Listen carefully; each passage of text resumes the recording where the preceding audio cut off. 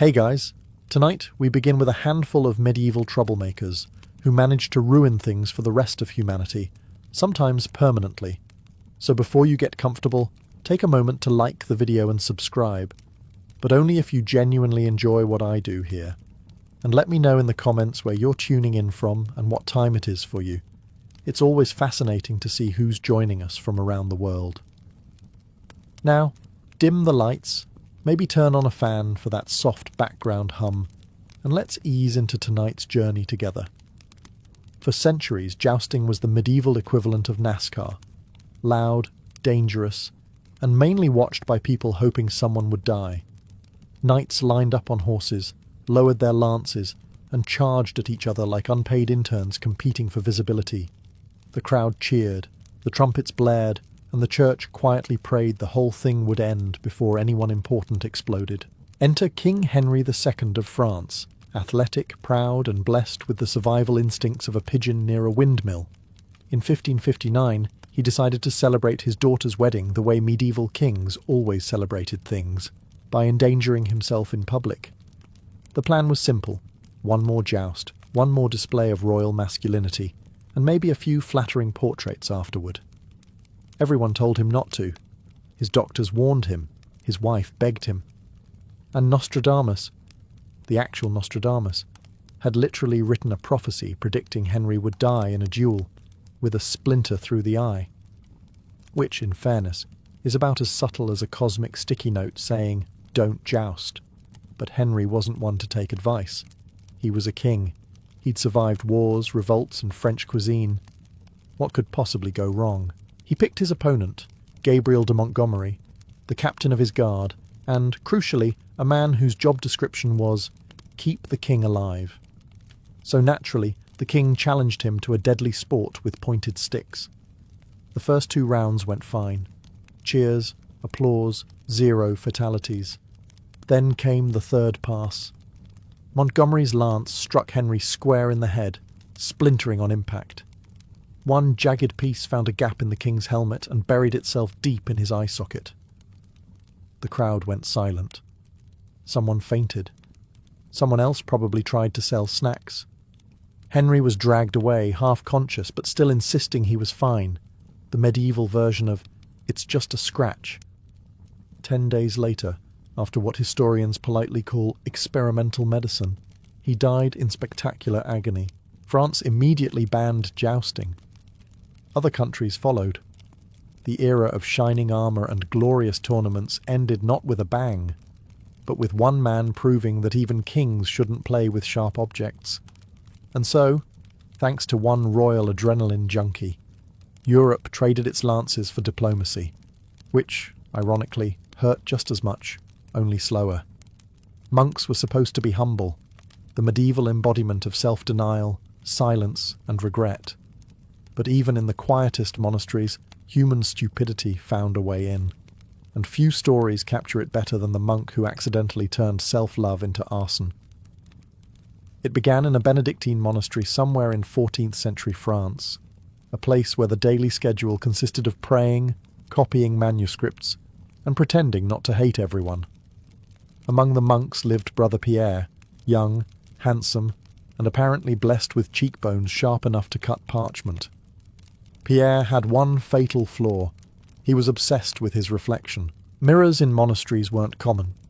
Mostly polished brass or bits of metal good enough to tell you if you'd shaved or accidentally joined the heretics.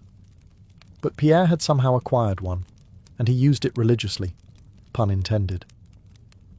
Every night he'd sneak into the washroom to admire himself, adjusting his tonsure like a medieval influencer prepping for divine selfies. And then came the night of the incident. Candlelight, reflection, and ego, a dangerous trio. Pierre leaned closer, practicing his pious but approachable look, and somehow knocked his candle into the hay flooring. Within minutes, his vanity project turned into a 5-alarm monastery barbecue. The monks woke to chaos, smoke, shouting, and Brother Pierre running around shirtless, holding his mirror like it was a sacred relic. The abbey was half burned before dawn. The abbot, bald, furious, and smelling faintly of smoke, had seen enough of both fire and self-reflection for one lifetime. So he did what medieval leaders did best. He banned the problem. Mirrors were declared tools of vanity and forbidden in the monastery. For decades afterward, monks shaved by touch, dressed by faith, and went to confession for pride of jawline. The ban spread to other orders. Some even claimed mirrors were portals for demons, which, to be fair, was a better PR spin than Brother Pierre's bad aim.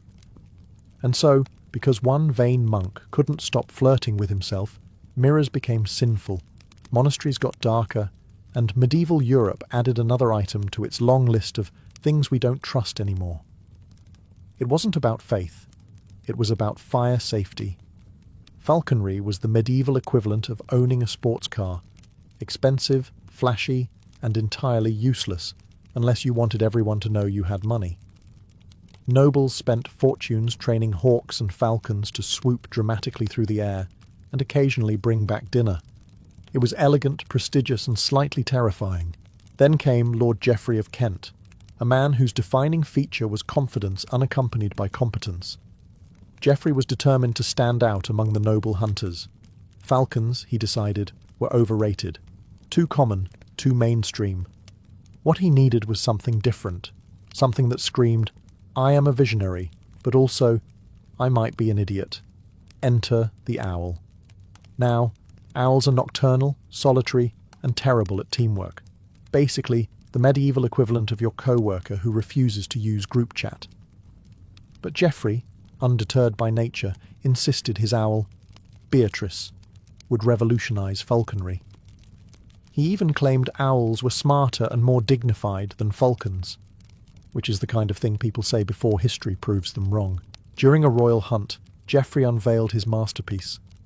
Dozens of nobles gathered, wine in hand, ready to watch this new age of birding.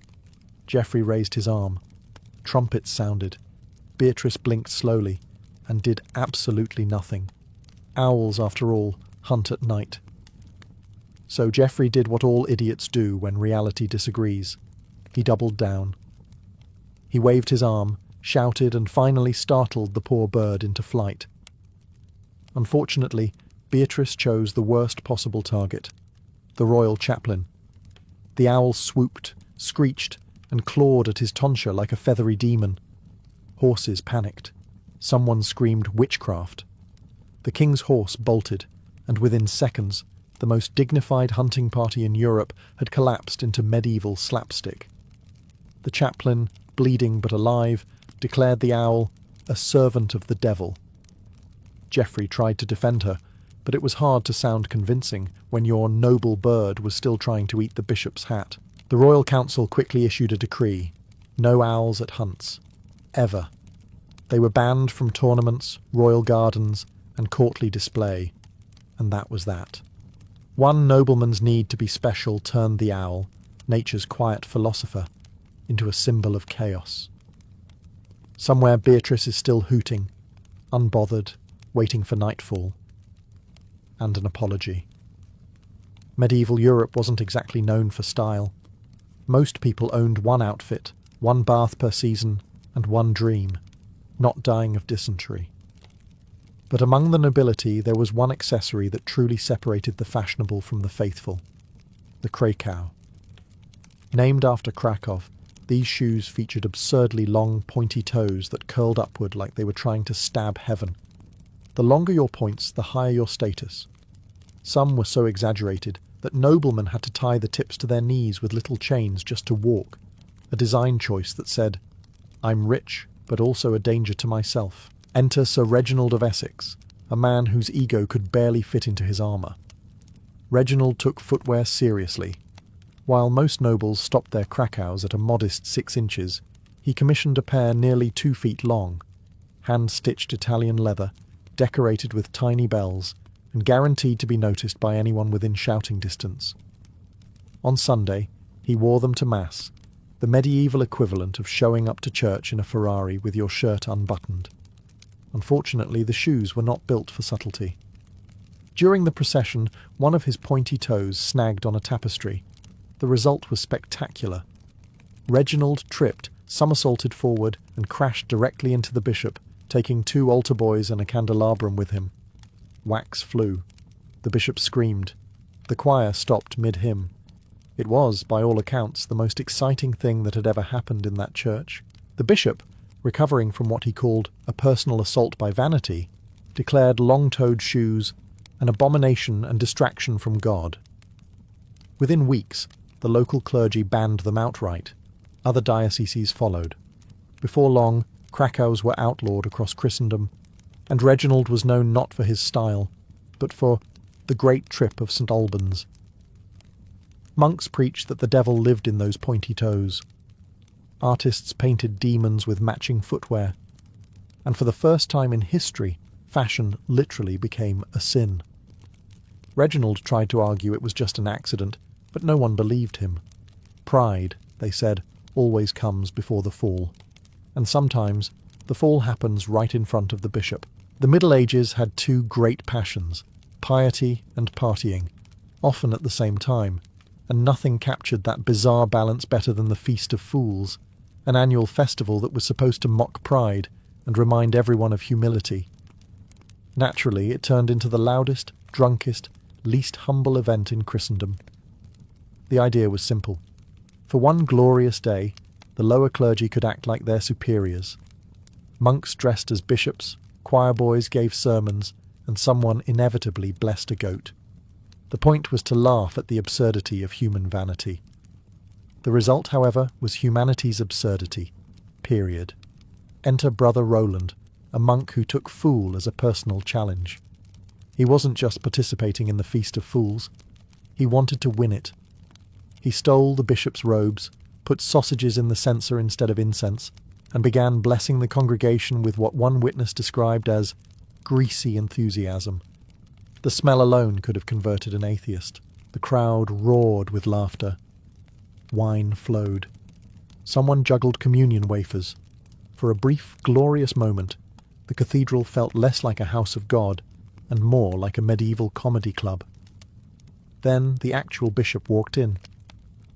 Imagine the look on his face. Centuries of theology, hierarchy, and holy authority, all undone by a monk waving pork at his parishioners.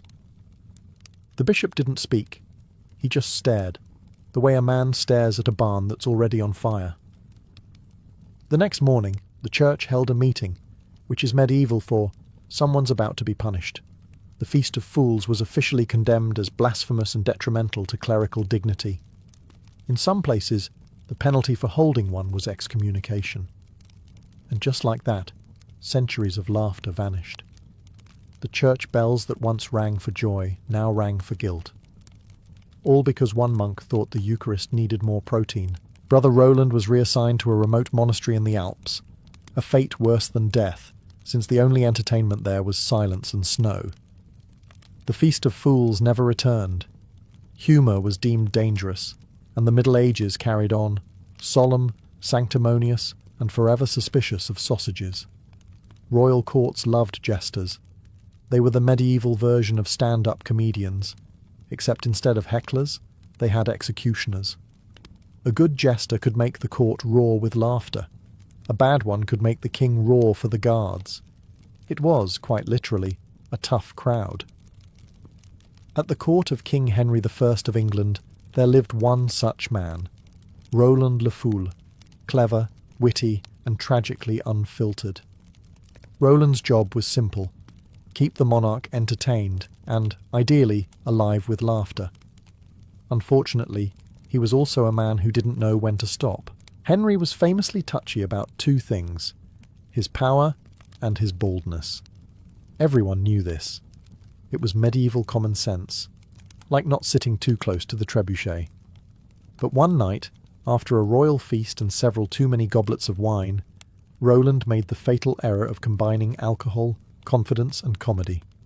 He approached the king, bowed dramatically, and said, "Your Majesty, I dreamt last night that I saw a shining crown upon your head." The room chuckled. Even Henry smiled. Roland, encouraged, added, "Though I think it was just the reflection off your scalp." Silence. The kind of silence that makes you wish for a time machine. The courtiers froze. The musicians stopped. Somewhere, a servant pretended to die just to escape the tension. Henry's smile collapsed like a poorly built fortress. The next day, Roland was arrested for slanderous mockery of royal dignity, which in plain terms means you made fun of the boss. The punishment was swift and horrifyingly creative. His tongue was cut out to prevent further comedy. Henry then issued a decree banning all jokes at the expense of the monarchy. Laughter in the royal court became a dangerous act, a reminder that in medieval politics, humour was treason-wearing bells. From then on, jesters played it safe. Their routines were limited to juggling fruit and pretending to fall down. The golden age of medieval wit died that night, silenced by one man's ill-timed roast. And so, thanks to Roland le Fou, the English court discovered the first rule of comedy: never punch up when up can have you executed. In medieval Europe, the legal system was less about evidence and more about endurance. If two people disagreed, the simplest solution was obvious: hand them weapons and let God decide. This was trial by combat, justice, but with more blood loss. The idea was straightforward. Two opponents would meet in an open field, each claiming divine backing. The logic was that God would never allow an innocent man to die. In practice, he seemed remarkably indecisive. Enter Jean de Carouge and Jacques Legris, two French nobles in 1386, who managed to turn a lawsuit into France's last officially sanctioned duel. Carouge accused Legris of a crime so severe it required heavenly arbitration: the assault of his wife Marguerite. Legris denied it. The court stalled. And somewhere between bureaucracy and bloodlust, the king decided, let's just fight about it. The duel was held before the entire Parisian court: priests, nobles, and one very nervous queen. The combatants rode in, wearing enough armour to sink a boat. Trumpets sounded, prayers were mumbled, and then they began what chroniclers politely called a ferocious engagement, which is medieval for a mutual attempt at dismemberment. Legris was faster, stronger, and allegedly better at not dying, but fate, or physics, favoured Carouge's. After several rounds of smashing each other with divine enthusiasm, Carouge's managed to knock his opponent to the ground and stab him through the throat. The crowd erupted. Marguerite wept. The church pretended this was all part of the plan. The problem? A few years later, the king realised that maybe basing justice on swordsmanship wasn't the most reliable system. God, it turned out, might not actually moonlight as a referee. So he quietly banned trial by combat, replacing it with the far less exciting investigation. Carouge's was hailed as a hero for about a month before everyone remembered that two men had killed each other to solve what could have been handled by paperwork. Legris was buried, the church sighed, and humanity collectively learned, briefly, that violence and truth don't mix well. Trial by combat was over. Lawyers, unfortunately, were just beginning. Before plumbing, soap, and common sense, public bathhouses were the pride of medieval cities. They were warm, social, and most importantly, didn't smell like everything else in Europe. Families, travellers, and merchants all gathered in steaming wooden tubs to wash away sin, dirt, and the plague, in that order. For a while, everything was perfectly innocent. Men and women bathed together, separated only by a polite nod to modesty and a few strategically placed buckets. It was wholesome, peaceful, almost hygienic. Then came Lord Alaric of Burgundy, a man so spectacularly bad at behaving that he single-handedly turned cleanliness into a moral crisis. Alaric was rich, bored, and deeply committed to being terrible in public. One summer evening, he attended the local bathhouse and brought company. Not his wife, not even someone's wife, several someone's wives. Contemporary accounts say he arrived perfumed, laughing, and underdressed for penance. Within an hour, the bathhouse had transformed from a public utility into the kind of scene that would have made even Dionysus blush. Unfortunately for Alaric, the local bishop's servant was also there. probably just trying to take a normal bath like a normal person, and ran out screaming. The church launched an investigation, which was medieval code for "we already know who did it." The fallout was biblical. Sermons condemned the unholy mingling of flesh and filth. Alaric was fined, excommunicated, and forced to build a chapel as penance. And as for everyone else, mixed bathing was banned across the region. Overnight, bathhouses emptied. Men and women were ordered to bathe separately, or better yet, not at all.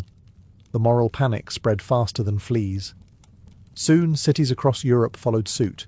Priests claimed water opened the pores of the soul, making it easier for temptation to sneak in. By the 15th century, bathing itself was viewed with suspicion. Cleanliness, ironically, became dirty. And so, because one noble couldn't control himself in warm water, an entire continent decided to live in filth for centuries. The smell of the Middle Ages wasn't destiny, it was bureaucracy. Thanks to Lord Alaric, the phrase sinful indulgence forever included the act of basic hygiene. In the Middle Ages, bread wasn't just food, it was survival, currency, and occasionally a projectile. For the average peasant, it was the one thing standing between them and a dirt-based diet. But whenever humans rely on something, another human inevitably finds a way to ruin it. Enter Thomas the baker, a man whose business sense was as stale as his bread. London, 1327. Times were hard. Flour was expensive. And Thomas had an idea so bad it could only end in legislation. He began padding his loaves with rocks. Not pebbles, not gravel. Rocks. Small enough to hide in the crust, heavy enough to fool a scale, and cheap enough to make a profit. The result? Customers were literally breaking teeth. One unfortunate merchant cracked a molar so loudly that the town bailiff heard it from across the market square. Word spread faster than plague gossip. Thomas was dragged before the city officials, who examined the evidence, a loaf so heavy it could double as a weapon. Now, medieval courts weren't known for subtlety. The solution to fraud was usually hanging, mutilation, or public humiliation. But since Thomas's crime involved bread, they decided to get creative. He was tied to a post, forced to wear a fake loaf on his head, and pelted with his own inventory. It was justice, but with carbs. Afterward, the council passed a new law to prevent future culinary treason. Bakers would now be required to add one extra loaf to every dozen sold, a safeguard against shortchanging, or in this case dental assault. Thus was born the baker's dozen. Ironically, this act of greed gave birth to one of the most generous traditions in commerce. Every honest baker in London now had to give away free bread, all because Thomas couldn't resist turning lunch into shrapnel. He faded into obscurity, though his legend lived on. The man who made honesty mandatory by being spectacularly dishonest. And somewhere in a medieval tavern, a toothless peasant probably raised a mug and muttered, "At least we got more bread out of it." So next time you buy a dozen donuts and get 13, thank a medieval fraudster with rocks for morals, and even worse for baking skills. If you think church music is boring now, imagine it before anyone discovered melody. For most of the Middle Ages, hymns were basically holy mumbling, slow, monotone chants designed less to inspire and more to make you forget you were alive. The church liked it that way, predictable, orderly, emotionally bankrupt. Then came Brother Antonius, a monk in 13th century Burgundy with too much imagination and too little supervision. Antonius had grown tired of the same Gregorian drones echoing through the stone halls. So, one night, while everyone else was reciting their Kyrie Eleison for the millionth time, he decided to add flair. He sang a second note. It was a harmony, just one note above the main chant, perfectly innocent by modern standards. But to medieval ears, it was like inventing jazz in a monastery. The other monks froze mid-prayer, staring at him as though Satan himself had joined the choir. Someone dropped a candle. The abbot fainted, and Antonius, blissfully unaware of the crisis he'd just caused, thought, that sounded kind of nice. The next day he tried it again, this time with enthusiasm. 2-part harmony, then 3. Before long, he had half the choir experimenting with tone, pitch, and rhythm. It was, by medieval standards, a full-blown musical revolution. The problem was that anything new in the Middle Ages was automatically suspected of heresy. Word reached the bishop, who arrived with the kind of seriousness usually reserved for plagues.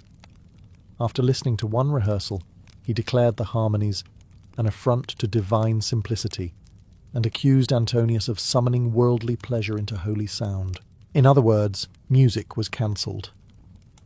Polyphony, the use of multiple notes, was officially banned in several monasteries. For decades, the church returned to its safe, flat chants. Harmony was sinful, emotion was suspicious. And Brother Antonius? He was reassigned to a silent order, which, given his talents, was either cruel irony or divine comedy. Centuries later, musicologists would hail him as an accidental pioneer, the man who brought colour to a monochrome world and got exiled for it. In the end, his great sin was simple. He made the church sound alive. And for medieval Europe, that was one note too many. Medieval London was a city of wood, straw, and optimism, an architectural combination that practically begged for fire. Add in the average peasant's attention span, and you had a recipe for annual disaster.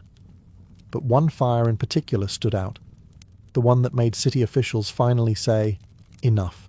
It began, as all great medieval tragedies do, with a man named Geoffrey, who was just trying to do his job badly. Geoffrey was an apprentice blacksmith, enthusiastic, clumsy, and one misplaced spark away from historical fame. One chilly evening in 1212, he decided to stay late in the workshop. His master had warned him, "Don't leave the forge unattended." Geoffrey naturally heard, "Please, definitely leave the forge unattended." He struck the iron, stoked the flames, and then remembered. He was hungry, so he left for dinner, in a wooden city, with an open fire still burning. By the time he returned, London was a light show. Flames leapt from thatch to timber, spreading faster than medieval gossip. The riverfront went up first, warehouses, taverns and all. The heat was so intense that the lead roof of St. Mary's Church literally melted and flowed down the street like molten frosting. Contemporary accounts claim people tried to save barrels of ale before saving themselves, which feels historically accurate. The fire raged for days, consuming over 3,000 houses. London's Lord Mayor declared that henceforth, "No man shall kindle flame after sunset within the city walls." In other words, bedtime for everyone. Candles, hearths, forges, even lanterns were banned at night. It was the first medieval curfew, brought to you by one man's dinner break. Of course, this rule caused its own chaos. Tavern owners complained, bakers rioted, thieves celebrated. The city learned to navigate by moonlight, stubbed toes, and prayer. As for Geoffrey, he vanished from the records, which probably means he either fled or was turned into a cautionary bonfire himself. Either way, London got its first real fire safety policy, centuries before anyone invented insurance. So if you've ever been told to blow out the candle before bed, remember, that advice was written in smoke, signed by Geoffrey, and paid for with most of medieval London. In medieval Europe, funerals were solemn affairs. Incense, hymns, tears, and the occasional reminder that life expectancy was about 35 on a good day. But leave it to medieval nobility to look at a quiet burial and think, you know what this needs? Violence. It started in 1241 at the funeral of Duke Raymond of Toulouse, a man so wealthy that even his death drew a crowd. Nobles from all over France came to pay respects, and by pay respects, I mean show off their armour and gossip. The problem with gathering armed competitive men in one place is that sooner or later someone suggests a tournament. Enter Sir Aldric de Vienne, a knight described by one chronicler as a man of enthusiasm but little restraint. While mourners filed past the coffin, Aldric nudged his friend and said, "Wouldn't Raymond have loved one last joust?" His friend, being equally stupid, agreed. Within the hour, lances were fetched, horses saddled, and the solemn funeral procession turned into a spontaneous melee. What began as a memorial tilt quickly devolved into chaos. A squire tripped over a casket rope. A knight missed his target and impaled a banner. One unfortunate monk was launched into a puddle of holy water. The coffin itself tipped over mid-charge, releasing the late Duke into what must have been the worst encore in history. By the time it ended, 3 knights were injured, 1 church window was gone, and the abbot had a nervous breakdown. The clergy called an emergency council the next morning, and with the full fury of bureaucratic piety, they issued a decree. No games, tournaments, nor feats of arms shall take place in proximity to the burial of the dead. In other words, no more jousting at funerals. The ruling spread across Europe, and for once, everyone agreed it was reasonable. Funeral organisers went back to mourning quietly. Knights went back to finding other ways to get concussed. And the church added another entry to its ever-growing list of rules created because someone couldn't behave. Duke Raymond was reburied with all due reverence, minus the jousting. His legacy lived on, not for his deeds, but because his funeral became the medieval equivalent of a YouTube fail compilation. Medieval feasts were chaos in edible form. Imagine hundreds of nobles, knights, and clergy packed into a hall that smelled like meat, mead, and mild regret. Tables groaned under roasted boar, stewed eels, pies of uncertain origin, and an ocean of alcohol. It was a time to eat, drink, and, more importantly, show everyone that your digestion was better than theirs. For years, these feasts went about as well as anything medieval ever did. Minor food poisoning, occasional sword fights, and at least one minstrel catching fire. But then came Sir Baldwin of Burgundy, a knight whose relationship with alcohol could be described as committed but abusive. It was the Feast of St. Martin, a celebration that began as a religious event and ended as a competitive drinking tournament. Sir Baldwin arrived late, already wobbling, wearing armour polished to a shine and a grin that spelled doom. He immediately downed 3 goblets of wine to catch up, then another for St. Martin, and one more for symmetry. An hour later, the kitchen presented the centrepiece, a glorious roasted chicken meant for the Duke himself.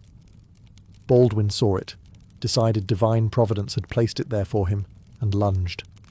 Unfortunately, another knight, sober, hungry, and less amused, lunged too. The 2 men grappled, cursed, and eventually drew swords, over poultry. The hall erupted, chairs broke, goblets shattered, and one terrified priest hid under the table with the pies. The brawl spread faster than confession rumours. By dawn, 3 men were dead, 12 injured, and the Duke's banquet hall looked like the aftermath of a food fight in hell. The church, horrified, declared public feasts a breeding ground for gluttony and sin. The Crown agreed, banning open feasting and replacing it with smaller, morally supervised dinners. In other words, no fun allowed. Sir Baldwin survived, barely, and reportedly woke up 2 days later asking if he'd won. His legacy outlived him, not in honour or valour, but as the man who made overeating illegal. So next time someone ruins a party, remember, at least they didn't end an entire European tradition over a chicken leg. The Middle Ages didn't need pandemics to cancel events. They had Baldwin. The University of Paris in the 14th century was Europe's intellectual crown jewel, a place of debate, discovery, and occasional fires. It produced philosophers, theologians, and at least one man who made education illegal for everyone else. That man was Etienne of Rouen, a student of theology with big dreams and even bigger delusions. Etienne wasn't content with memorizing Latin or arguing about angels on pinheads. He wanted results. Real, magical, world-bending results. Unfortunately, his definition of research involved less Aristotle and more necromancy. It began harmlessly enough. Etienne bragged to his classmates that he could summon a spirit to help him pass his exams. They laughed, as all smart people do before something explodes. Determined to prove himself, he borrowed a forbidden grimoire from a Dominican friar and decided to conduct his great experiment in the dormitory basement, because that's where all brilliant disasters begin. By candlelight, surrounded by chicken bones and the smell of wet parchment, Etienne chanted his spell. At first, nothing happened. Then the temperature dropped, the candles flickered, and something began to growl from under the floorboards. Accounts vary on what exactly emerged. Some say a demon, others a very angry cat. Either way, Etienne screamed, tripped, and kicked over a lamp. The result? One collapsed staircase, 2 terrified scholars, and a building that burned for 2 days. When the smoke cleared, Etienne was found singed but alive, clutching the book and insisting it almost worked. The university disagreed. The rector banned the study of all occult and infernal arts on campus, declaring that the pursuit of wisdom shall not involve sulphur. Other universities quickly followed suit, outlawing astrology, alchemy, and anything that made professors nervous. Etienne was expelled, excommunicated, and later rumoured to be tutoring peasants in applied invisibility, which probably meant hiding from creditors. The church cited his fiasco as proof that unchecked curiosity leads to ruin, a moral they've been repeating ever since. And that's how one over-eager student turned magic from a subject of study into a sin. Universities traded spells for syllabi, and Europe entered a new era of safe, unimaginative scholarship. All because Etienne tried to cheat on his finals, with Satan as his study partner. Every kingdom had a bard, the medieval version of a YouTuber with a lute.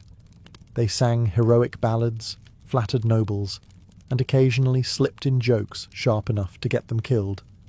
But one bard went too far, and in doing so, made sure nobody in England ever laughed freely again. His name was Thomas of Norwich, a wandering musician known for his quick wit and poor sense of self-preservation. Thomas had entertained the courts of England for years with harmless humour, mostly about monks, merchants, and the French. But in 1314, King Edward II gave him a new audience, and his final mistake. Edward wasn't exactly popular. He had just lost disastrously at Bannockburn, his nobles hated him, and his love life was the talk of every tavern. In short, the perfect subject for a comedy set. Thomas, apparently unaware of the term too soon, decided to perform his latest song, the Ballad of the Cowardly King. The lyrics were clever, the rhyme impeccable, and the crowd howled with laughter for about 30 seconds.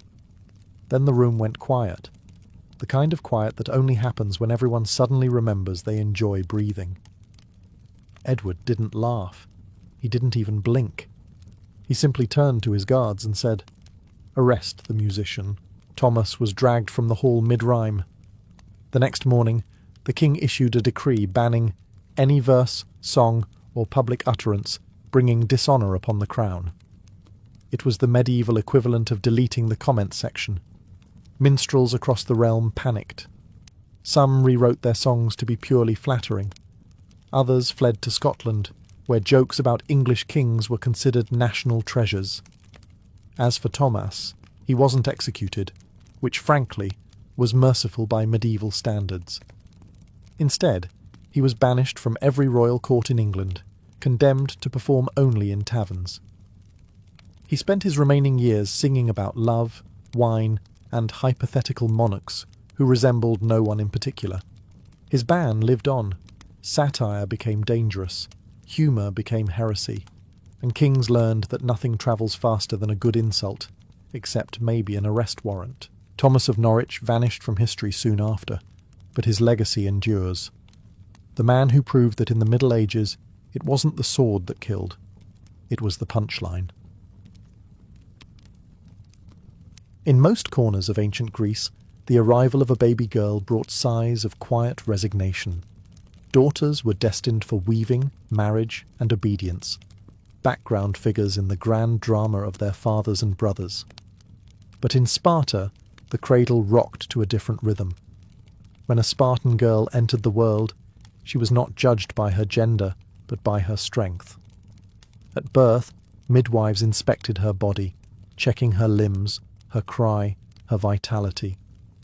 If she appeared weak or sickly, she faced the same grim fate as any unfit boy: exposure on the slopes of Mount Taygetus.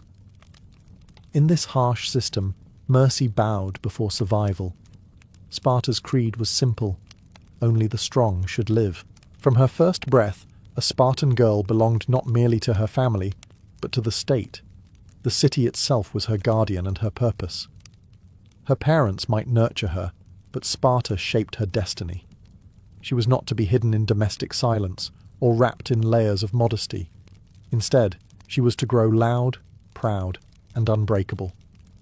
Her duty was clear: to one day give birth to sons who would die for Sparta, and to be strong enough to endure that truth without weeping. Even her appearance reflected the state's values. While Athenian women were pale from staying indoors, Spartan girls tanned under the open sky. Their hair was kept short for practicality, their limbs hardened from constant motion. The body was a weapon, and it had to be trained. They ran, they wrestled, they threw the javelin, and they learned rhythm through dance, not for vanity, but to cultivate control and precision. In Sparta, beauty was measured in symmetry, not softness, in vitality, not fragility. From childhood, Spartan girls heard the same words repeated in the agora and the home alike: "You give birth to warriors, not cowards." That sentence was both a compliment and a command. The city expected its daughters to be fearless, outspoken, and loyal above all else. Their strength was the foundation of the state's survival, because without resilient mothers, there could be no resilient soldiers. And thus, from infancy, every Spartan girl was born not just into a family, but into a mission. From the moment a Spartan girl could walk, her world became a living arena. Childhood in Sparta was not defined by dolls or domestic lessons, but by running tracks, wrestling grounds, and communal instruction. While boys entered the agoge, the harsh military training system, girls underwent their own version of discipline, guided not by soldiers, but by the state's philosophy. The belief was simple and absolute: strong women produced strong sons. The female body was not a symbol of frailty, but a vessel of civic power. Every lesson, every race, every competition was a rehearsal for the greatest responsibility Sparta demanded: motherhood in service to the state. A typical day for a young Spartan girl began at dawn. She would rise to the sound of commands echoing from the boys' training fields, and join other girls for group exercises. There were no veils, no embroidery, no soft corners. Barefoot, they ran along the Eurotas River, learning to breathe through pain and heat. They wrestled one another, developing both strength and stamina. They hurled the discus and the javelin, competing with ferocity usually reserved for men in other city-states. The aim was not sport, it was transformation. By mastering her body, a girl mastered her mind. Education extended beyond the physical.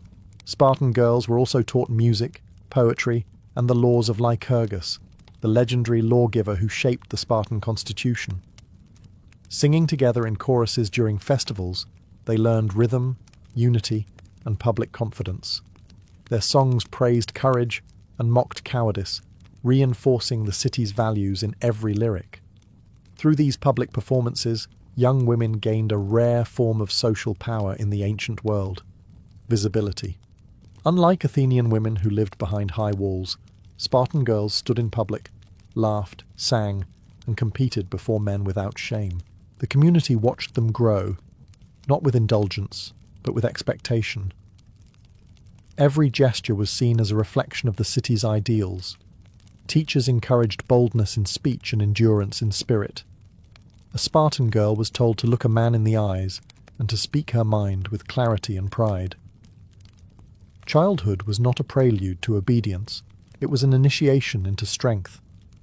By adolescence, she had already learned the art of discipline, resilience, and controlled pride, the cornerstones of what it meant to be a daughter of Sparta. In Sparta, the female body was not to be hidden or softened, it was to be perfected. Physical excellence was seen as sacred duty. A Spartan girl's training began early and intensified through her teenage years. She ran over hills, sprinted across fields, and swam in the cold waters of the Eurotas River. Wrestling, discus throwing, and javelin practice toughened her muscles and sharpened her reflexes. There was no shame in sweat or bruises. They were marks of honour. To the Spartan mind, every sinew of strength she gained meant a stronger generation to come. She was a future mother of soldiers, and weakness was treason. Unlike in Athens or Corinth, where modesty confined women to the household, in Sparta, physical training took place outdoors, often in public. It shocked visitors from other Greek cities. They whispered of immodesty and indecency, horrified to see girls exercising without the concealment of long robes. But Spartans dismissed such criticism. To them, the human body was not a source of shame, but a symbol of discipline. They believed the gods favoured symmetry and health, not frail elegance. The sculpted form of a Spartan woman was proof of divine and civic order. Training was relentless. Girls raced against one another in contests that mirrored the men's Olympic events: short sprints, long jumps, discus, and wrestling matches. Victors were crowned with wreaths and celebrated publicly. Even losing was not disgraceful. Cowardice was. The state rewarded effort, not outcome. This constant movement built not only muscle, but also endurance and confidence. It made them fearless, agile, and aware of their physical limits, and more importantly, how to overcome them. The rhythm of their training shaped their identity. When their brothers returned from the agoge covered in scars, the girls greeted them not with pity, but with pride. They understood pain as part of the same sacred duty. In Sparta, men and women were two halves of the same ideal: strength in service of the state. Physical fitness was never vanity. It was patriotism in flesh and bone. Through this rigorous education, Spartan girls became living monuments of discipline, their bodies the temples in which the strength of Sparta itself was preserved. If the body was Sparta's weapon, the mind was its blade. Spartan girls were trained to sharpen both. Physical training forged strength, but mental discipline gave it direction. From childhood, girls learned to control emotion, suppress fear, and think logically. They were not sheltered from harsh truths, death, war, or loss, because those realities defined their existence. They grew up hearing that their brothers might die in battle, their fathers might never return, and that their role was not to mourn, but to endure. Emotional restraint became second nature. A Spartan girl learned to stand tall, speak directly, and face adversity without trembling. Education in Sparta included more than athletics. Girls were taught literacy, an uncommon privilege for women in the Greek world. They learned to read, write, recite poetry, and debate. This intellectual education was not aimed at turning them into philosophers, but into women capable of raising disciplined, intelligent citizens. They studied the laws of Lycurgus, the founding principles of Spartan society: equality among citizens, self-control, and devotion to the state. These ideas became moral commandments, drilled into memory through repetition and song. Public speaking, too, was a valued skill. Spartan girls were trained to express themselves clearly and confidently, a quality that astonished outsiders. They did not lower their eyes or speak softly as Athenian women were expected to do. Instead, they looked men directly in the face and spoke their thoughts without hesitation. Spartan men admired such boldness. It was seen not as arrogance, but as integrity. The city wanted women who could instruct their sons in courage and discipline, and such instruction required a strong voice. Mockery was another weapon of the Spartan mind. During festivals, girls sang choral songs that ridiculed cowardice among men. These verses were not idle teasing, they were moral enforcement. To be mocked publicly by women for cowardice was a disgrace worse than defeat in battle.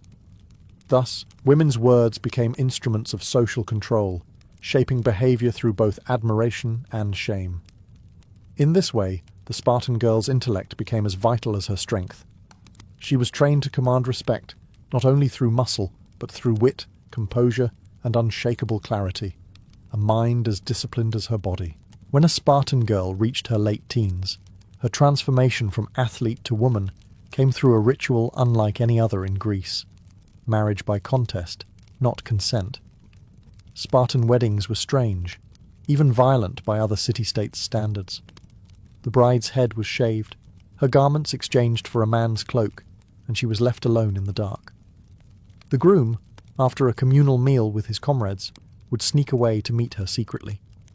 This act symbolized the merging of equals, not the domination of one over the other. Marriage in Sparta was less about romance and more about breeding strength. The state did not celebrate affection, it celebrated endurance, fertility, and discipline. Before marriage, a young woman's reputation depended on her prowess. Athletic skill and visible vitality were seen as the greatest dowry. Spartan men admired robust women, those who could run, wrestle, and bear children without weakness. Love poems and perfume were irrelevant. Physical excellence was erotic in itself. To be admired for strength, not softness, was the Spartan ideal.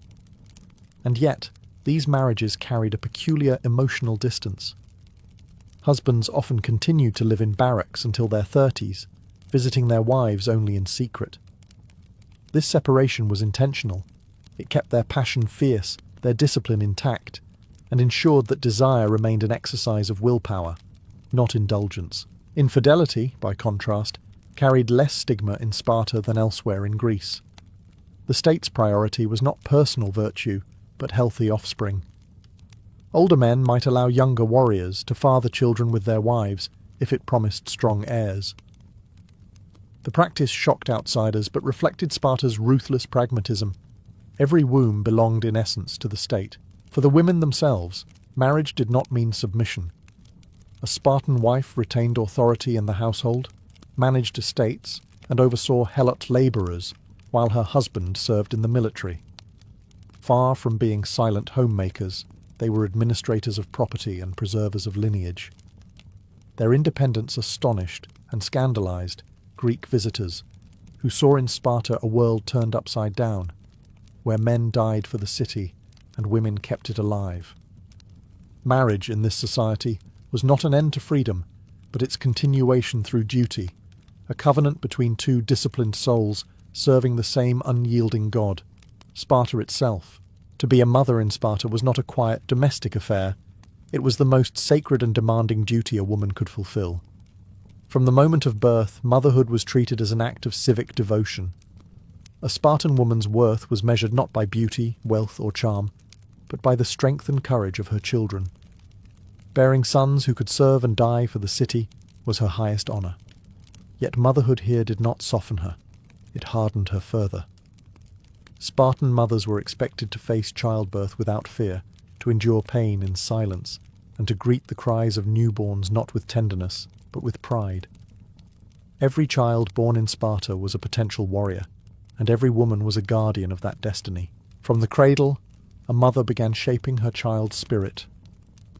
"Come back with your shield, or on it," she would one day tell her son before battle, words that became a national motto.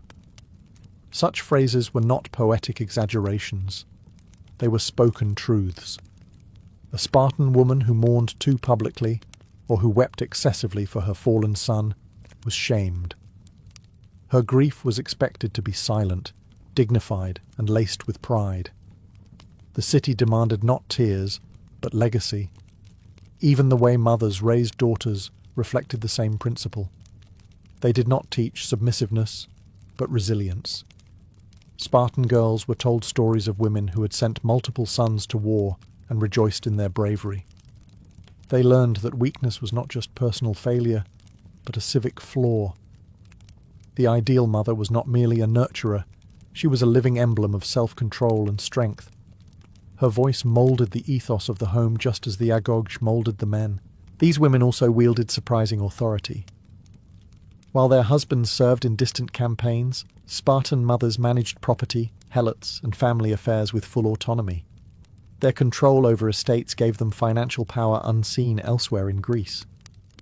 But with that power came immense pressure.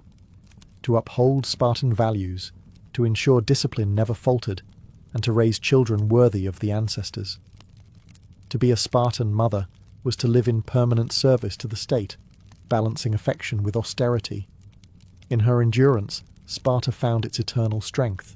While Spartan men spent most of their lives in the barracks or at war, it was the women who managed the city's wealth. This unusual circumstance transformed Spartan society into one of the few in the ancient world where women held genuine economic power. They owned land, controlled estates, and oversaw vast numbers of helot labourers. By some estimates, women possessed nearly 40% of all Spartan property, an unthinkable figure in the rest of Greece. To outsiders, it looked like chaos. To Sparta, it was efficiency.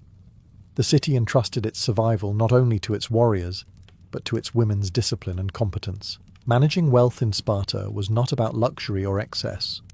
Spartan women were forbidden to flaunt gold or foreign fashions. Their riches were tools of stability, not vanity. They directed harvests, distributed food, maintained livestock, and ensured that the military system functioned while men were absent. In essence, they became the administrators of the Spartan war machine's economic heart. Their success or failure directly affected the soldiers' ability to fight, and thus the city's fate. This authority made them respected, but it also made them feared. Their sharp tongues and decisive manners shocked visitors who expected docility. The political influence of women was indirect but undeniable. A Spartan mother's opinion could sway her son's courage. A wife's ridicule could shame a husband into valour. Their voices carried moral weight in public discourse, shaping how honour and duty were perceived. They didn't sit in councils or hold titles, but their presence was felt in every decision that touched the household, and the household was the foundation of the state. Naturally, this power drew criticism. Greek writers like Aristotle accused Spartan women of arrogance, claiming they ruled over their men and corrupted the state's discipline. But such accusations reveal more about foreign discomfort than Spartan reality. In truth, these women upheld the very order that made Sparta feared across the Greek world. They were the invisible hands behind the iron front, guardians of wealth, enforcers of virtue, and custodians of stability. The Spartan woman, wealthy yet austere, embodied a paradox. She ruled a household yet served the state, commanding power while submitting to duty. A queen within invisible borders, loyal only to Sparta. In most Greek cities, a woman's silence was considered her virtue. But in Sparta, silence was cowardice. Spartan women were famous, or infamous, for their bold speech. They mocked, praised, and commanded with a sharpness that startled outsiders. Their words carried authority, and their wit was legendary. They didn't whisper behind closed doors. They spoke in the public square, at festivals, and even to kings. When a Spartan mother handed her son a shield and said, "With it or on it," she wasn't merely giving advice, she was issuing a command. Her voice was the echo of the state itself. The education of Spartan girls in rhetoric, music, and poetry prepared them for this public presence. Festivals like the Gymnopaedia and the Hyacinthia featured women's choruses that sang before crowds, weaving moral lessons into song. These performances were not entertainment. They were civic speeches disguised as art. The choruses praised bravery and mocked cowardice, using ridicule as a weapon to reinforce Spartan values. A man who faltered in battle risked more than death. He risked hearing his name sung in scorn by the women of Sparta. Even kings were not immune to their judgment. Queen Gorgo, wife of King Leonidas, was known across Greece for her sharp intelligence and fearless speech. When a foreign woman once asked why Spartan women were the only ones who ruled their men, Gorgo replied, "Because we are the only ones who give birth to men." Her words captured the essence of Spartan femininity, proud, unapologetic, and rooted in duty rather than submission. Gorgo's voice, like those of countless unnamed women, reflected a society that valued moral clarity above obedience. Speech, in Sparta, was a form of discipline. Women's words were expected to be concise, clever, and cutting, just like the blades their sons carried. Their language forged unity, their songs preserved tradition, and their criticism maintained courage. Through words alone, they upheld the moral spine of the city. Outsiders saw insolence, Spartans saw integrity. To speak truth boldly, even to men of power, was not rebellion, it was service. In their voices, Sparta heard its conscience, sharp as iron and steady as the rhythm of marching feet. When Sparta finally fell, its armies defeated and its glory dimmed, the legacy of its women endured longer than its walls. Historians and poets across Greece continued to speak of them with awe and unease. To some, they were monsters of pride, women who dared to speak as men, rule as men, and train as men. To others, they were marvels of discipline and dignity, the silent architects of a city built on strength. Even Athens, Sparta's rival in every way, grudgingly admired the steel of its daughters. For while Spartan men made the city famous through war, it was Spartan women who kept it alive through generations of sacrifice and endurance. Their legacy was not confined to physical prowess or patriotic motherhood. It was a cultural revolution. They redefined what it meant to be female in the ancient world. Not fragile, not ornamental, but essential. They stood as living proof that the body of a woman could be a political instrument, a weapon of continuity, and a symbol of moral order. Their training, their speech, and their stoicism shaped a society unlike any other in history. Sparta's daughters were not taught submission. They were taught symmetry of body, mind, and spirit. Even centuries later, their influence lingered in myth and memory. Travellers who visited the ruins of Sparta would hear tales of mothers who sent 5 sons to war and rejoiced when all fell bravely. They would see statues of women standing tall beside hoplites, not behind them. The image of the Spartan woman became both legend and warning, a reminder of the power a society grants when it demands strength from all its citizens, not just its men. In a world where most women were confined to shadows, the Spartan woman walked in daylight.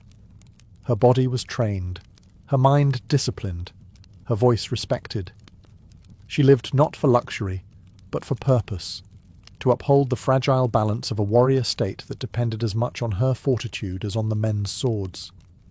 Though the city that created her is long gone, her legacy endures as one of history's most radical experiments, a civilization that built its power not just on warriors, but on the women who made warriors possible.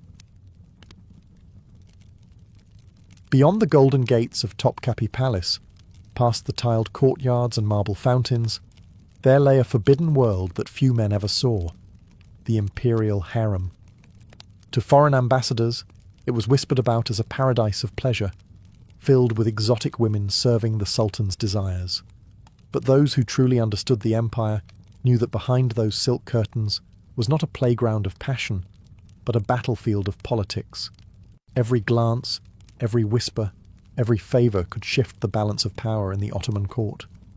The harem was not merely a household, it was an empire within an empire. At its heart lived hundreds of women from across the known world, Circassians, Georgians, Greeks, Persians, Ukrainians and Arabs, each brought to the palace as tribute, captives or gifts. Most arrived as frightened teenagers, stripped of family and freedom, yet some would rise higher than any vizier or general. Because inside the harem, the sultan's affection was only the beginning. True survival required intelligence, charm, and an understanding of intrigue that rivaled any minister's cunning. The harem was organized like a military structure, each woman assigned a place in its hierarchy. At the bottom were the odalisques, the servants, girls who swept marble floors, tended lamps, and dressed their superiors. Above them were the concubines, chosen for their beauty or wit, waiting for a chance to catch the sultan's eye. Those who succeeded might become favourites, their chambers adorned with silk and silver, their names whispered throughout the palace. Yet, each promotion came with peril. A wrong word, a jealous rival, or a shift in the sultan's favour could end a woman's fortune overnight. Above all others reigned the Valid Sultan, the sultan's mother. Her authority was absolute within the harem, her word law even to her son. She controlled the staff, oversaw education, and arranged marriages within the royal household. The Valid Sultan was the silent architect of dynasties, her power rivaling that of any grand vizier. To understand the Ottoman court, one had to understand her influence, the invisible hand guiding the throne. Behind jewelled screens and velvet cushions, she ruled not through force, but through mastery of human ambition. In the harem, power was soft-spoken, perfumed, and absolutely deadly. Every woman's journey in the Ottoman harem began at the lowest tier, as an odalisque. The word meant chambermaid, but within those marble walls, it carried far heavier meaning. Odalisques were not courtesans or companions. They were servants, the invisible machinery of the Sultan's private world. Most were young girls, purchased or gifted to the palace from across the vast Ottoman territories, Circassia, Georgia, Greece, Albania, or the Balkans. Torn from their homes, they were brought into a world where obedience meant survival, and silence was a language of its own. The harem was their universe, and its rules were absolute. Each odalisque was assigned to a mistress, perhaps a concubine, a favourite, or a royal princess, whom she would serve loyally. They cleaned, dressed, bathed, and waited on their superiors from dawn until dusk. In time, the most disciplined and graceful among them could earn a promotion to higher ranks, but disobedience or clumsiness meant demotion, or worse, expulsion from the palace, a fate considered worse than death for those who had once breathed the air of Topkapi. Despite their status as servants, odalisques were not neglected. They were carefully educated and trained to fit the empire's refined aesthetic. Tutors taught them music, poetry, manners, embroidery, and the art of movement. The palace physicians ensured they stayed in perfect health while eunuchs oversaw their discipline. Beauty was not enough. A girl had to embody poise, intelligence, and grace. The Sultan's court demanded more than decoration. It demanded perfection. The possibility that one day the Sultan might notice her, even in passing, kept many odalisques alive with quiet hope. But beneath that hope simmered rivalry. Every girl knew that one fortunate glance from the Sultan could elevate her above hundreds of others. Behind gentle smiles, envy brewed like poison. Friends could become enemies overnight. Whispered gossip could decide a future. And yet, within this fragile order, alliances also formed, small sisterhoods of survival among the powerless. The odalisque's life was both a cage and a ladder. For most, it ended in quiet service. But for a rare few, it became the first step on a path toward unimaginable influence, a climb from servitude to sovereignty, one silken step at a time. From among hundreds of odalisques, a select few were elevated to a new and perilous rank, concubine of the Sultan. This promotion was not merely a privilege, it was an initiation into the empire's most dangerous game. To become a concubine meant being chosen, not for service, but for the possibility of intimacy with the ruler of the world's most powerful Islamic empire. Yet this honour was as much a burden as it was a dream. For the moment, a girl caught the Sultan's eye. Her life was no longer her own. She belonged to him, body and soul, and her worth would now be measured by her ability to please, to charm, and ultimately, to produce an heir. The chosen concubines underwent a complete transformation. They were dressed in luxurious silks, perfumed with rose oil, and adorned with jewels that once belonged to fallen queens. Their behaviour was reshaped by tutors who taught them the refined arts of conversation, poetry, and etiquette.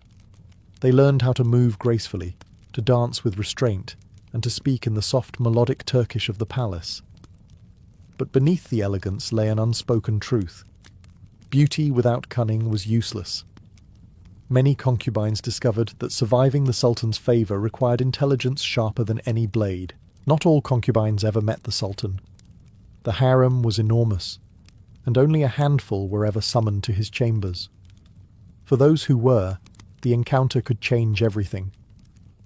If the Sultan was pleased, the woman might become a Kadin, an official consort with her own quarters, servants, and privileges. If not, she might fade back into obscurity, her silks replaced by linen, her hope extinguished. Jealousy thrived in these corridors. A smile from the Sultan to one woman could spark quiet fury in 100 others. Rumours spread like smoke, and alliances were made or broken in whispers. Eunuchs guarded the doors, but no guard could stop ambition. For each concubine, the path upward was paved with charm and deceit alike. Her rivals were not her enemies alone, they were her reflections, each one dreaming of the same impossible ascent, to bear the Sultan's child, and with it, claim a sliver of immortality in the empire's golden history. Above the concubines rose a select few known as the Guzda, meaning the favoured ones. These women were no longer servants, they were the Sultan's chosen companions, the elite circle whose smiles could bend the empire's destiny. To be named a favourite was to live under constant scrutiny and intoxicating privilege. Their chambers shimmered with gold-threaded drapes and marble fountains. Their meals were served on silver trays. Their gowns were sewn from the rarest silks of Bursa. But luxury came with invisible chains. The Sultan's love was fickle, and the higher a woman climbed, the deadlier the fall. Aguzda had succeeded where hundreds failed. She had captured the Sultan's affection. Yet affection alone was not enough. Her true test was endurance. To remain in favour, she had to embody grace, intelligence, and restraint at all times. A single misstep, a careless word, or a whisper of jealousy could strip her of everything. Favourites became masters of diplomacy, fluent in the subtle language of the palace. They learned when to flatter, when to fall silent, and when to plant an idea in the Sultan's mind so gently that he believed it was his own. Many Guzda became quiet political players, using their influence to secure positions for allies or favour certain advisors.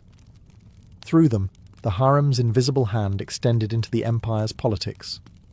A smile at the right banquet or a word whispered through the Valid Sultan could change the course of a vizier's career. Yet, these intrigues were carried out with surgical precision. The Sultan's heart was the battlefield, and flattery was the weapon. But perhaps the most perilous moment for a favourite came when affection deepened into attachment. If she bore the Sultan a child, especially a son, she would rise even higher. But her life would also grow infinitely more dangerous. The other favourites would watch her with suspicion. Rivals would conspire, and eunuchs would listen for signs of arrogance. Many a Guzda met her end not through the Sultan's wrath, but through poison poured by jealous hands. Within those perfumed halls, survival depended on balance, the ability to stay beloved yet never threatening, adored but never indispensable. To be a favourite was to dance daily on the blade of empire. To bear the Sultan's child was to cross a line few women ever reached, a transformation from concubine to Kadin, an official consort of the Sultan. With motherhood came both reverence and risk. The Kadins were the mothers of princes, the future of the Ottoman dynasty, and thus the most valuable and vulnerable women in the empire. Their lives revolved around one mission: to ensure their son's survival and, if fate allowed, his ascension to the throne. In a world where power flowed through bloodlines, the womb was a weapon. Each Kadin was granted her own private apartments within the harem, complete with servants, attendants, and eunuchs. Her status depended on the Sultan's affection, but even more on the gender of her child. To give birth to a daughter brought honour, to bear a son brought power. The boy would be raised by tutors, trained in war and governance, while his mother became his protector, advisor, and political strategist. From that moment on, her future was bound entirely to his. If he rose, she would rise with him. If he fell, her fall would be swift, and often fatal. Competition among the Kadins was relentless. The harem, though veiled in silence and beauty, was built on rivalry. Each mother watched the others with polite smiles and quiet calculation. They exchanged gifts and compliments, but their hearts guarded suspicions sharper than daggers.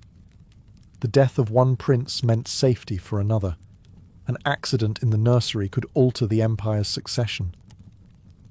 Even the Valide Sultan, the Sultan's mother, observed these rivalries with caution, knowing that too much ambition among the Kadins could ignite chaos in the palace. Still, these women were not powerless pawns. They were educated, eloquent, and skilled in persuasion. Their letters to the Sultan were crafted like poetry, their conversations filled with flattery and subtle influence. Through them, foreign ambassadors found allies and viziers found enemies.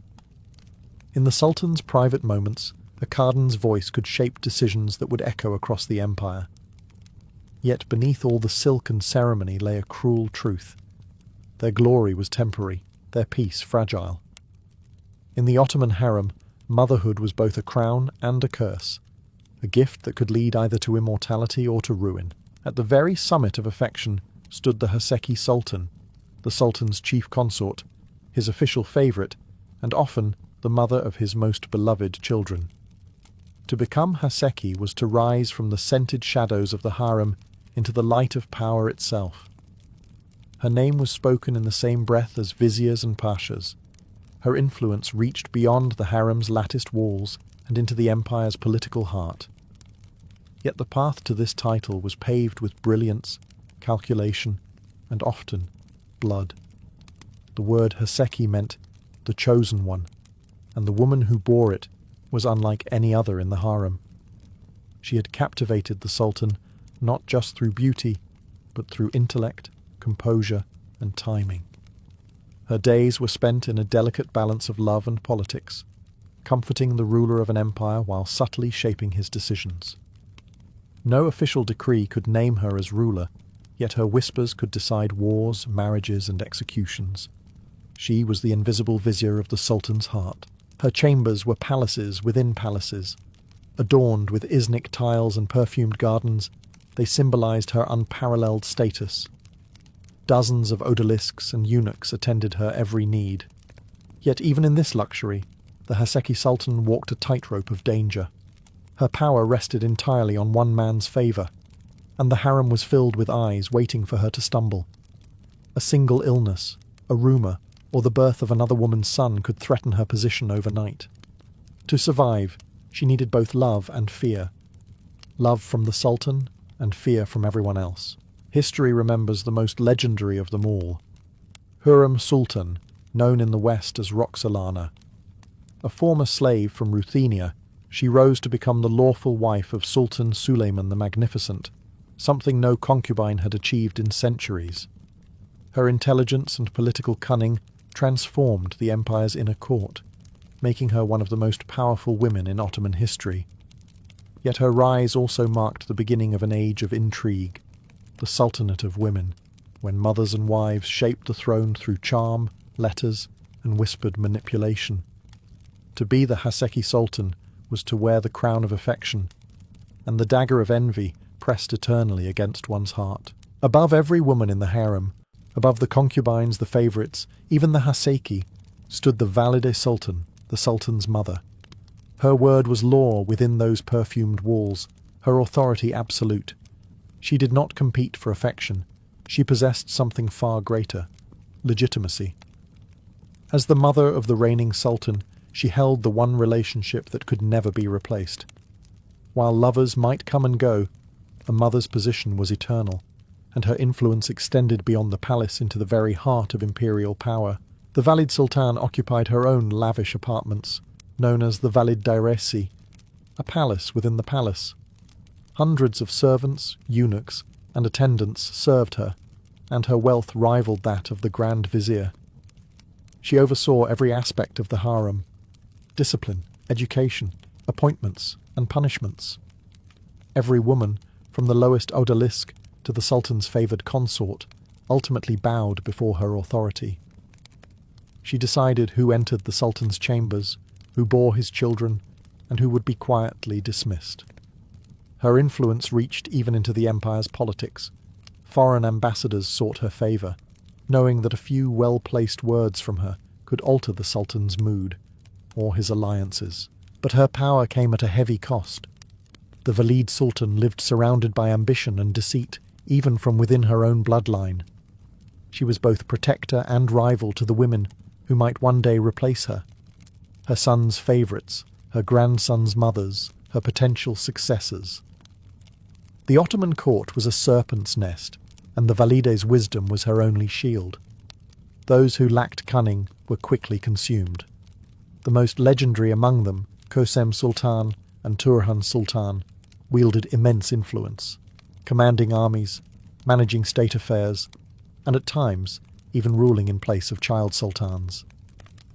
Their reigns marked the pinnacle of female power in Ottoman history, yet, even for the Valide Sultan, life was a game of balance.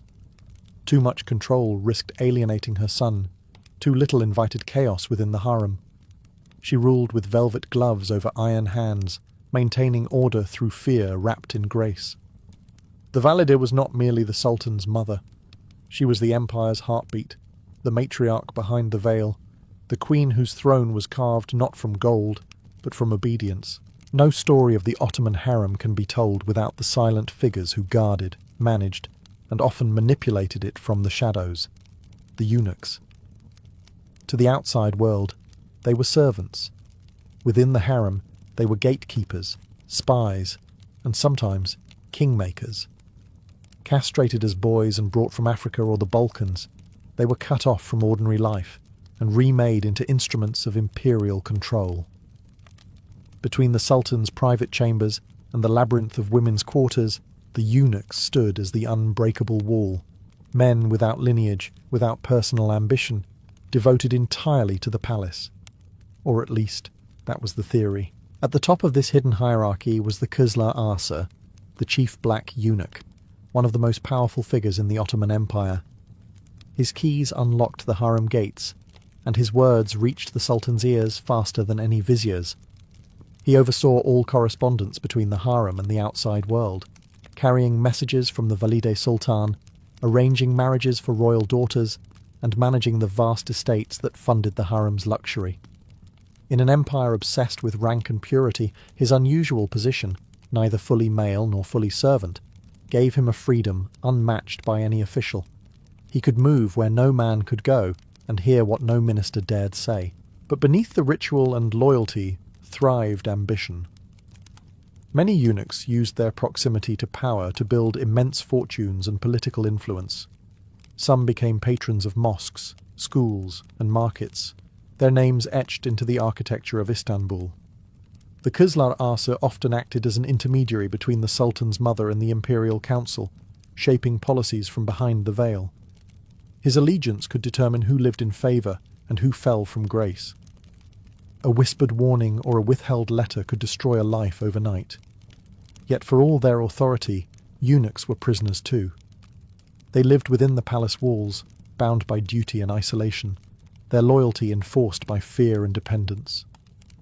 They were the unseen machinery that kept the harem running, the quiet balance between love and death, chaos and control. In their silence, they ruled an empire of whispers, and through them, the harem itself became the most secret government in the world. As centuries passed, the harem that once pulsed with political intrigue and whispered ambition began to fade. The power that had once shaped empires slowly withered under the weight of change. By the late 17th and 18th centuries, the Ottoman world was no longer the same. Wars were lost, reforms were demanded, and Western influence seeped into the empire's veins. The great days of the Sultanate of Women, when mothers and wives ruled from behind silk curtains, were over. Yet, even in decline, the harem remained a mirror of Ottoman society, elegant, disciplined, and dangerous all at once. The number of women inside the harem dwindled, and the grandeur of its rituals softened. No longer were hundreds of concubines imported from distant lands. No longer did favourites rise to control the court. The Valide Sultan still held influence, but her word carried less weight as bureaucrats, generals, and reformists took control of the empire's future. The harem's walls, once the fortress of female power, became a gilded cage of tradition. The corridors still echoed with music, prayers, and gossip, but the Game of Thrones had ended. Its queens had outlasted their era.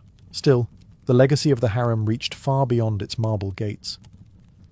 The women who once lived there, from nameless odalisques to legendary figures like Hürrem Sultan and Kösem Sultan, reshaped the empire's destiny.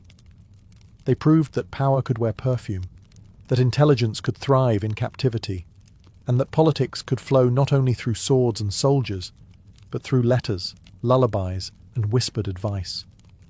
Their descendants carried fragments of that legacy into the modern age, an unspoken memory of women who ruled unseen.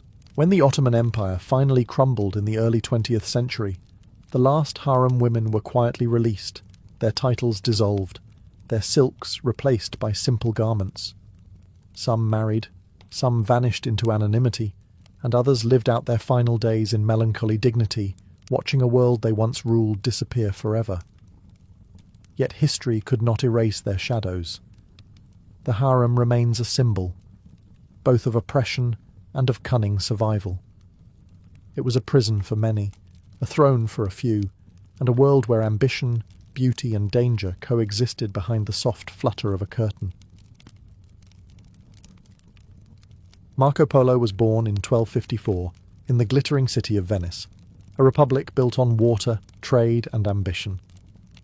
The air of the lagoon always carried the scent of spice, salt and silk, reminders that Venice's fortune was tied to the distant east. His father, Niccolo Polo, and uncle Maffeo were among the city's wealthiest merchants, their ships crossing the Mediterranean in search of rare gems and exotic goods. But Marco's childhood was marked not by luxury, but by absence. His father had departed on a trading mission years before his birth, vanishing into lands few Venetians had ever seen. By the time Marco was old enough to walk the docks and watch the galleys return, he had never met the man whose name he carried. He was raised instead by his extended family, learning the arts of commerce and navigation from a distance. Venice itself was a teacher, a city where maps were as valuable as gold, and every merchant's son was expected to speak in numbers and trade routes. Marco's education was rigorous. He learned Latin, Venetian, and a little Greek. He studied currencies, weights, and the subtle art of negotiation. Yet his imagination wandered beyond ledgers and contracts. He listened to sailors' tales in the taverns, of deserts that burned under an unending sun, of cities made of gold, and of emperors who ruled from the edge of the world. In 1269, when Marco was 15, his father finally returned to Venice. He did not come alone. Alongside his brother Maffeo, he carried treasures and strange curiosities from the east, and a letter from none other than Kublai Khan, the Mongol ruler of China. The brothers told of their first journey through Constantinople and Bukhara, of their audience with the great Khan, and of the Khan's invitation to return, this time bringing Christian scholars and sacred oil from Jerusalem. Marco listened in awe as they described lands beyond imagination: Persia, Samarkand, Cathay, names that sounded like magic. When they prepared to return to fulfill the Khan's request, Marco refused to be left behind. At just 17, he left the marble canals of Venice for a road that stretched thousands of miles across deserts, mountains, and empires. His departure marked not just a family reunion, but the beginning of a 24-year odyssey that would change how Europe saw the world forever. In 1271, Marco Polo set out from Venice with his father Niccolo and his uncle Maffeo, embarking on a journey that would span nearly a quarter of a century. Their destination was not simply a city, but the very heart of Asia, the court of Kublai Khan, ruler of the vast Mongol Empire. Their route would take them across the treacherous arteries of the Silk Roads, through lands where merchants vanished and kingdoms rose and fell overnight. The Polos were armed not with swords, but with trade goods, wit, and the Khan's own golden passport, a tablet inscribed with the great Khan's seal, granting them protection across his dominions. From Venice, they sailed to Acre, the last Crusader stronghold in the Holy Land, where they obtained the oil from the lamp of the Holy Sepulchre, a sacred gift for the Mongol emperor. From there, they crossed into Armenia and the barren highlands of Persia. The deserts of Iran tested their endurance. Sandstorms choked the sky, wells ran dry, and the heat turned metal into fire. Yet the Polos pressed on, guided by the promise of the East and the favour of fortune. They followed ancient caravan routes lined with ruins, remnants of cities destroyed by Genghis Khan's conquests. In Hormuz, they considered sailing to China, but the ships were too fragile for such a perilous voyage. Instead, they chose the overland route through the heart of Asia, a decision that would define their legend. The path ahead led them through the Pamir Mountains, where thin air and blinding snow reduced even the strongest men to exhaustion. Marco later wrote that in those high passes, the fire burned black and no birds flew, so great was the altitude. Beyond the mountains lay the endless sands of the Taklamakan Desert, a place travellers called the Sea of Death. Winds howled across shifting dunes, and phantom voices were said to lure wanderers to their doom. The Polos survived only by following the stars and the footprints of their camels. Along the way, Marco's eyes opened to the vast diversity of the world: Persian astronomers, Turkic nomads, Buddhist monks, and Muslim scholars. For a young Venetian merchant, the journey became more than trade. It was a passage into the unknown, the slow awakening of a European mind to the immensity of Asia. After months crossing Persia's deserts and caravan routes, the Polos reached the formidable Pamir Mountains, the roof of the world. Rising like frozen fortresses between modern-day Tajikistan and Afghanistan, the Pamirs were unlike anything a European had ever seen. Jagged peaks clawed at the clouds, and icy winds howled endlessly through the valleys. The air was so thin that even fire refused to burn properly, and travellers often fell ill from exhaustion or madness. For Marco, still in his teens, it was a brutal introduction to the sheer scale of Asia and the fragility of human endurance in its face. Caravans moved slowly through narrow passes laden with goods from far-off lands: jade from Khotan, silk from China, and spices from India. Snowstorms buried trails overnight, and avalanches could erase entire groups of travellers without a trace. The Polos learned to trust their guides, weathered men who could read the shifting moods of the mountains like scripture. At night, they camped under stars brighter than any in the Venetian sky. Marco later described the heavens above the Pamirs as so near that one could imagine touching them. It was here that the young Venetian began keeping detailed notes of geography, customs, and landscapes, observations that would later astonish Europe. As they descended from the heights, the world changed again. The harsh silence of snow gave way to the wind-swept plains of Central Asia. They entered lands once ruled by Genghis Khan. Vast stretches dotted with Mongol jurs, felt tents, grazing herds, and campfires flickering like stars upon the earth. In Samarkand and Kashgar, Marco encountered the crossroads of civilizations, cities where Persian, Chinese, Indian, and Arab merchants bartered in a dozen languages. Mosques stood beside Buddhist shrines, and caravanserais offered rest to travellers from every corner of the world. Here, Marco learned the rhythm of the Silk Road, days of hardship broken by nights of hospitality. He observed Mongol riders who could loose arrows while galloping at full speed, and Persian astronomers who charted the heavens with instruments unknown in Europe. The journey had ceased to be a mission of trade. It had become an education. The world was no longer a flat map to Marco. It was alive, vast, and infinitely layered. Every mile carried him further from Venice, and closer to the heart of the Mongol Empire. After nearly 4 years on the road, the Polos finally reached Chengdu, better known to the west as Xanadu, the summer capital of Kublai Khan. For Marco, it was like stepping into a dream carved from gold and jade. The palace shimmered with marble walls, gilded roofs, and gardens so vast they seemed endless. Streams ran between pavilions, and tame lions and leopards lounged beneath blossoming trees. The Khan's palace, Marco would later write, was the greatest and most magnificent that ever was. But what truly captivated him was not the wealth. It was the ruler himself. Kublai Khan, grandson of Genghis Khan, was unlike any monarch Marco had ever imagined. He ruled an empire that stretched from the Pacific Ocean to the Black Sea, the largest the world had ever known. Yet he received the Polos not as conquerors might, but with the calm curiosity of a scholar. The great Khan had long been fascinated by Europe, and their arrival fulfilled a promise made years before. Niccolo and Maffeo had once assured him they would return with Christian emissaries. Though the priests they brought turned back in fear, the Khan welcomed the Polos with open arms, intrigued by their courage and their knowledge of trade. languages, and far-off Christendom. Marco, with his youthful charm and keen observation, quickly attracted the Khan's attention. The Mongol ruler recognized intelligence when he saw it, and soon began to test the young Venetian with questions about the West, its kings, its faiths, and its technologies. Impressed, Kublai appointed Marco as an emissary within his vast court. From that moment, Marco was no longer a mere traveller. He was a servant of the most powerful man on earth. Life at the Mongol court was a theatre of splendour. Feasts stretched for days, with musicians from Persia, jugglers from India, and dancers from China performing under lanterns that glowed like stars. Thousands of courtiers moved in silence at the Khan's command. But beneath the grandeur lay a sense of order, discipline, and intellect.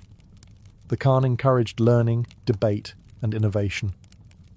Marco found himself standing at the crossroads of civilizations, witnessing the fusion of East and West long before the world even knew they could meet.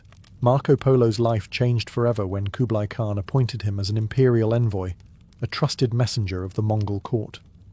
It was an extraordinary honour for a foreigner, and one that carried immense responsibility. The Khan saw in Marco something rare, a quick mind, a sharp memory, and the calm courage of a born diplomat. Fluent in several languages and endlessly curious, Marco became the Khan's eyes and ears across the empire. His journeys would take him through lands that no European had ever seen, from the mountains of Tibet to the tropical kingdoms of India and Burma. The role of emissary demanded more than endurance. It required tact. Wherever Marco went, he carried the authority of Kublai's golden seal, a symbol that guaranteed him passage, food, and safety across the empire. He met governors, scholars, and generals, observing every detail of their cities, customs, and courts. In Yunnan, he marvelled at elephants clad in armour. In Tibet, he encountered monks who lived in silence, surrounded by spinning prayer wheels. In Burma, he described golden pagodas that glittered under the blazing sun. Marco recorded everything, not just the splendour, but the logic behind it, the irrigation systems, the postal stations, the paper money, and the bureaucratic precision that made the Mongol Empire function like clockwork. He was not merely a spectator, he was a bridge between worlds. His Venetian background allowed him to understand trade, while his immersion in the Mongol court gave him insight into Asian governance. Marco grasped how the empire connected merchants from the Mediterranean to the Pacific through roads guarded by Mongol soldiers and rest stations stocked with supplies. It was a network of order and intelligence that Europe could scarcely imagine. Years passed as Marco moved from province to province, earning the trust of local rulers and the admiration of the Khan himself. Wherever he went, he adapted, eating local food, learning local etiquette, and even adopting the flowing robes of a Chinese nobleman. The Venetian merchant's son had become a citizen of the world. By the time he returned to Kublai's court, he was no longer a foreigner. He was part of the empire's fabric, his fate now inseparable from the destiny of the great Khan. During his years as emissary, Marco Polo came to know the heart of Kublai Khan's empire, China, or as he called it, Cathay. What he found there defied everything Europe believed about the East. The cities were vast beyond imagination, the people disciplined and industrious, and the wealth seemingly endless. Roads paved with stone stretched farther than any Roman highway, while canals threaded the countryside like silver veins, carrying barges heavy with rice and silk. Nowhere, Marco later wrote, was there such order, such plenty, such splendour. For a Venetian accustomed to the narrow alleys of his lagoon city, China was another world. He spent years in the empire's northern capital, Khanbalik, modern-day Beijing, where the Khan ruled from a palace that dwarfed the cathedrals of Europe. The walls were painted in vermilion, the roofs gilded in gold, and the throne room could hold thousands. Marco observed how the Mongol rulers had blended their nomadic traditions with the administrative genius of the Chinese. He witnessed the use of paper money, a concept that astonished him. Of no intrinsic worth, he wrote, yet accepted everywhere as gold. It was a civilization built on trust, innovation, and efficiency. Outside the capital, Marco travelled through fertile provinces where farmers tilled the land with iron ploughs and harvested silk from shimmering mulberry groves. He described porcelain production in Jingdezhen, coal used for heating in northern China, and the empire's postal system, a network of horse relays so swift that messages could cross thousands of miles in days. There is nothing in Christendom to match it, he would later claim. But it wasn't only material wonders that fascinated him. He admired the philosophies that shaped Chinese life: Confucian order, Buddhist compassion, Taoist harmony. He saw how religion and governance intertwined not through force, but through balance. It was, to Marco, a revelation. An empire that ruled not by chaos, but by reason. For 17 years he lived among these marvels, recording the details with the precision of a scholar and the wonder of a traveller. He was no longer the wide-eyed youth from Venice. He had become the West's first true witness to the grandeur of the East, a chronicler of a world that Europe had yet to dream of. By the late 1280s, Marco Polo had spent nearly 2 decades in service to Kublai Khan. He had travelled across Asia, governed cities, and witnessed the full majesty of the Mongol Empire. Yet beneath the splendour of his life at court, a quiet longing grew. The desire to see Venice again. His father Niccolo and uncle Maffeo shared that yearning. They had fulfilled their duty, served their emperor loyally, and aged far from home. But leaving the great Khan's court was no simple matter.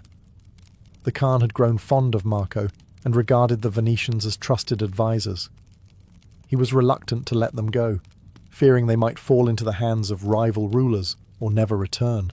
Their chance came in 1291. A Mongol princess, Kokachin, was to be sent westward to Persia to marry a prince of the Ilkhanate, another branch of Genghis Khan's descendants. The journey was perilous, and the Khan needed men he could trust to escort her safely. The Polos volunteered. After emotional farewells, Kublai reluctantly granted them permission to depart, providing them with a golden passport that guaranteed protection and supplies throughout the empire. The voyage home was long and grueling. The Polos joined a fleet of 14 ships that set sail from Zaitun, modern Quanzhou, the great Chinese port. Storms ravaged the seas, and disease spread through the crew. By the time they reached Persia 2 years later, only a handful of the original travellers survived. The princess safely reached her destination, but the Polos, though successful, were weary and aged by hardship. From Persia, they continued westward overland through Trebizond and Constantinople, following once more the routes they had taken in youth. When they finally arrived in Venice in 1295, they were unrecognisable. Their faces were tanned by desert winds, their clothes foreign, their chests filled with treasures, jewels, silks, and gold-threaded garments. At first, their own relatives doubted their identity, until the brothers cut open the seams of their robes, spilling out rubies and sapphires as proof of their fortune. After 24 years, Marco Polo had returned not just with wealth, but with a vision of a world far greater than Europe had ever imagined. Yet his greatest adventure, telling that story, was still to come. Peace did not greet Marco Polo upon his return. Venice was at war with its old rival Genoa, 2 merchant empires locked in a bitter struggle for control of Mediterranean trade. Marco, ever the patriot, outfitted a galley at his own expense and joined the fight. But fate had other plans. In 1298, during a naval clash near the coast of Dalmatia, his ship was captured. The man who had crossed Asia and dined with emperors now found himself chained in a Genoese prison cell. Yet it was there, not in the halls of Kublai Khan, that his true legacy would be born. Imprisonment did not break Marco's spirit. In his cell, he met a fellow inmate, Rustichello of Pisa, a writer of romantic tales and crusader legends.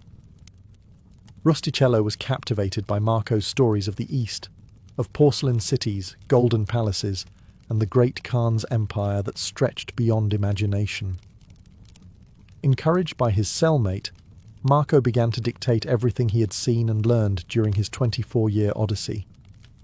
Rustichello wrote it all down in Old French, shaping it into a vivid narrative that would become Il Milione, Known later as The Travels of Marco Polo, the book was unlike anything Europe had ever read. It described lands beyond Persia and India, kingdoms of unimaginable wealth, strange customs, and advanced technologies. Marco spoke of Japan, Chipangu, where roofs were covered in gold, and of the empire's efficient postal system, where couriers rode day and night to deliver messages across continents. He recounted black stones that burned like wood, coal, paper money that held more trust than gold, and cities larger and cleaner than any in Europe. Readers were both enthralled and sceptical. Some dismissed him as a liar, others hailed him as a prophet of discovery, yet his words ignited a spark of curiosity that would shape centuries to come. Long after his release and return to Venice, the travels spread across Europe, copied by hand and translated into many languages. It became the medieval world's first true window into Asia. While Marco may have lost his freedom in Genoa, he gained immortality. His prison cell became the birthplace of a legend, a story that turned one merchant's journey into the map of the world's imagination.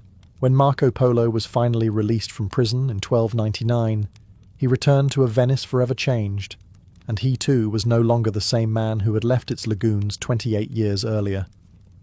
Wealthy, wise, and worldly beyond imagination, he settled back into the life of a merchant, marrying and raising a family. But his fame had already begun to outgrow the narrow canals of his homeland. Copies of the Travels of Marco Polo circulated across Europe, each retelling spreading the wonder of his discoveries further. Some readers hailed him as the messenger of the East. Others mocked him as Il Milione, the man of a million lies. Yet whether they believed him or not, his stories changed the Western mind forever. For centuries, Europe had viewed the East through myth and rumour. Lands of monsters, Prester John, and the Garden of Eden. Marco shattered those illusions. He described China not as a fantasy, but as a sophisticated civilization governed by law, wealth, and science. His accounts of paper money, coal, and road networks revealed an empire far ahead of medieval Europe. He mapped the Silk Roads and chronicled regions unknown to his contemporaries: Burma, Tibet, Sumatra, and even the court of the Mongol emperor. His writings were not merely a traveller's tales, they were the blueprint of a connected world. Scholars debated his accuracy, skeptics doubted his memory, and explorers obsessed over his roots. Among them was Christopher Columbus, who carried a well-worn copy of the Travels on his voyage to the New World 2 centuries later, convinced he could reach the lands Marco had described by sailing west. Through Columbus and those who followed, Marco's influence shaped the very age of discovery. When Marco Polo died in 1324, at the age of 70, he was asked on his deathbed if he would retract his stories. He reportedly replied, "I have not told half of what I saw." That sentence became the epitaph of his life, a testament to both his humility and his awe at the world's vastness. Marco Polo did not just travel farther than any European of his time, he expanded the boundaries of human imagination. His journey began as a merchant's errand, and ended as the spark that awakened Europe to the wonders beyond its horizon.